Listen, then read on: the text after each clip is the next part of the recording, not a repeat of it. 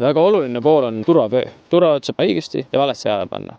Kohe näitangi teile, kuidas seda teha õigesti. Enamus aeg Eestis on meil jahedat aega, külma aega ja seljas on kohe aeg paksud joped ja autosse lähed, ei taha seda ära seljast võtta. Täiesti arusaadav. Aga sellegipoolest, kui autosse lähed, võiks jopeluku vähemalt eest lahti võtta. Kohe näitan teile ka miks. Kui jopelukk on kinni ja turvavöö pannad peale, siis tekib siia õhu vahe, vöö ja sinu keha vahele, sellepärast et jope on nii paks. Sellepärast tulebki jopelukk lahti teha ja üks äär siit vahelt läbi tõsta ja teine äär üles tõsta ja paned kinni ja tõmbad omale vastu puusasid. Ja niimoodi oledki tugevalt kinni. Kui jopelukku lahti ei tee ja jätad selle turvavöö alla, siis jääb siia selline õhuvahe, nagu praegu on.